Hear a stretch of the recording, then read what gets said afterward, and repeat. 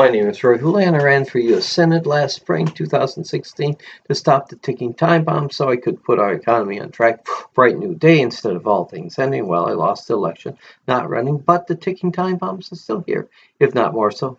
Let me educate you on the ticking time bombs and give you the rest of the story. Part 1, N/N, continuations of Lucius Quintus Cincinnatus Lamar, a most unlikely liberal. Normally I go over the conclusions after I give supporting example after example, but these aren't normal times, and I have a kind to put the cart before the horse some. As I pointed out earlier, that Lucius Quintus Cincinnatus Lamar is a white supremacist, and from what I have read, Lamar never changed his mind. The supremacy of the unconquerable Saxon race. Lamar has said quite often, okay, let's be honest, white supremacists are bigots.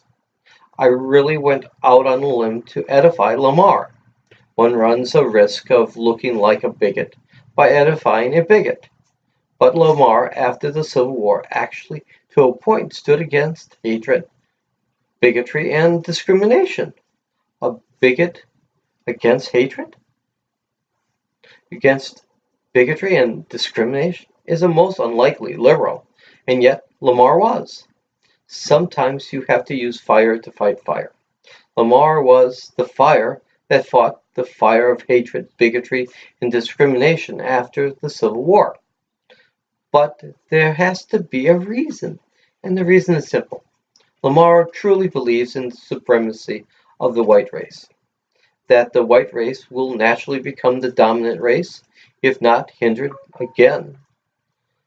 The supremacy of the unconquered and unconquerable Saxon race. As I showed earlier in the Battle of Perryville, that the South had actually won the day's battle, only to have to retreat the next day because their supplies were taken by a scared, take care of itself, inept and weak government. So many ex-Confederate soldiers of that day had the view that the Southern Army wasn't conquered, but undermined by the South's states' rights government.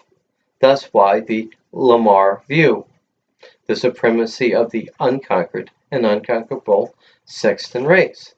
The South was never truly conquered. As they saw it, the agreement between General Robert E. Lee and General Grant is an armistice, an agreement not to continue fighting, with some pretty good terms, like the Southern Army man being able to keep his gun. Now, this is how the South looks at the agreement. To the Southern man, the Southern Army didn't surrender. It agreed not to continue fighting. Now, Lamar watched for years after the Civil War what was going on in the South and comes to a number of conclusions. That the carpetbaggers and scallywags, in other words, the con man, all operate under greed. They want to take the most money they can from, in Lamar's case, the South. Remember, big pots of money. Number 2, what group had and has the most money? Whites and white society. So no matter who is the stated victim, their real intended victim will always be whites, and their actions will always be against white society. This in economics is called the absoluteness of discrimination of the dominant group, ADDG. Think of big pots of money, and the group which has the largest pot will always be the target. Thanks to Lucius Quintus Cincinnatus Lamar, our economic understanding of how a lot of these large cons, let's be honest, they are con games, work is better understood. Those who wave the bloody shirt of hatred, bigotry, and discrimination only do so to get what they really want, money and power.